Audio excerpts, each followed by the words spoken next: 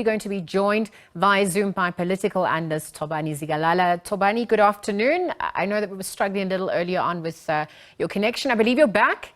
So let me jump straight into it. How are you? All right, Thobani, I'm glad to have you back in the line. Thank you for your time here on the SABC. So we've obviously now seen the KZN provincial leadership being announced by the Democratic Alliance. Candidates squaring off, results are in. Were there any surprises when it came to that top 5 being announced?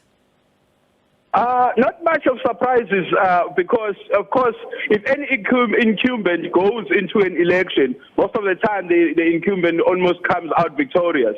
And this is what we've seen with Francois Rodgers and Dean Macpherson coming out as the provincial leader and the provincial chairperson. I think on that front, one does not see any surprises. And of course, also, if you looked at the mood in the Congress of the DA, there was an idea in the delegates that seemed to suggest that they are very much keen on stability and continuity, which then I think is what made those who were in the slate, if you can put it that way, and those who were supported by Dean Macpherson and Francois Rodgers to be able to come out victorious. Of course, with the position of deputy leader, you had a situation where the two caucus members of the Durban caucus, the Thobani caucus, were going against each other. That's being Mzamo Billy and Sthembiso Ngema, and that, of course, I think that introduced a dynamic that was a bit more difficult. But other than that, I think it was much more. It was just a straightforward issue of where the incumbents were able to retain their position, especially going into the 24 election, where any party will look to have stability and continuity. Yeah, absolutely. Let's talk about 2024 and beyond. The coalitions, the Moonshot Pact that had been proposed, and how the dynamics unfolding in KZN will ultimately impact, for the better or the worst, the DA come 2024, particularly as they broker a deal with the IFP and other parties. I think, of course, if you look at the idea of the Moonshot Pact that the Pact has spoken about, they've spoken so much about like-minded parties, and they've spoken so much about their continued pact with the IFP going forward into 2024. I do not think any party in 2024 will be able to take the province with an outright majority, which will then present an opportunity for the DA to come in as a coalition government in any case.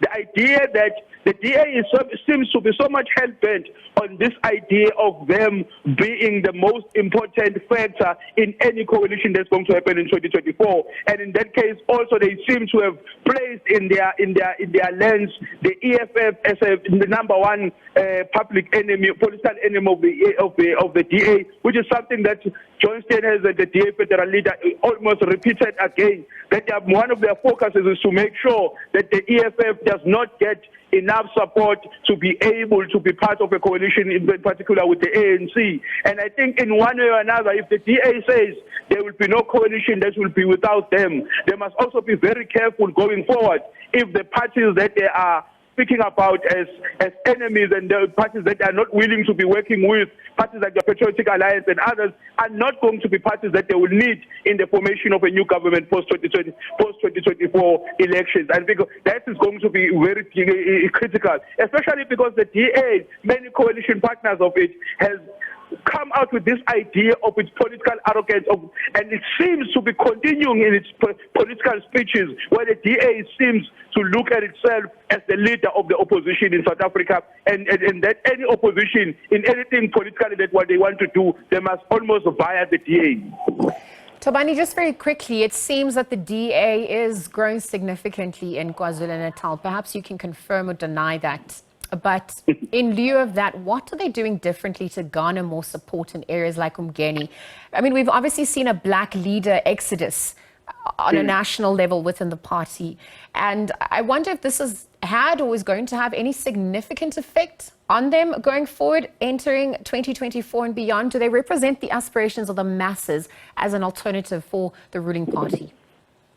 I think if there's two things that the DA has been able to master since its formation, particularly in the last few years, is what I could call an aesthetic diversity. That if you look in the eye, there seems to be a party that is almost having a membership of everyone of every walk of life. Of course, we could have a debate whether that diversity does exist substantively in terms of the policies of the party and how those policies are formed. But the other part that maybe makes the DA to be a viable option for some is its critical, it's almost political focus on what one could call service delivery type of politics, where the DA seems not to be too much focused on the systematic problems and structural issues that South Africa may face, but it's very much focused on the offshoots of such problems. So, for example, its focus on potholes and many other issues makes it almost seen as a party of action.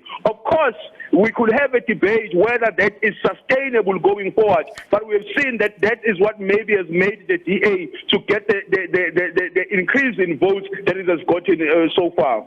Thobani, thank you for your time here on the SABC for weighing in on the back of the announcement of the DA KZN Provincial Elective Congress. Obviously, just a few moments ago, we saw the top 5 being announced there, just some of the results coming in. Obviously, we understand this Congress is held every 2 years.